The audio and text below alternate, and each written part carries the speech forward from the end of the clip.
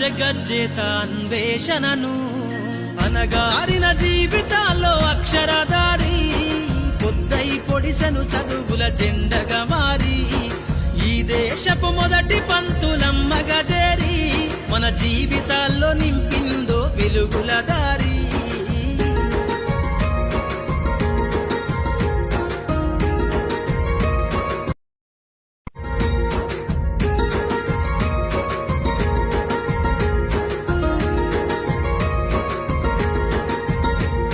శ్వాసగా మార్చాలిర చదువమ్మదారనందనంత ఎత్తుకు ఎక్కించరా మన జీవితాలను. శ్వాసగా మార్చాలి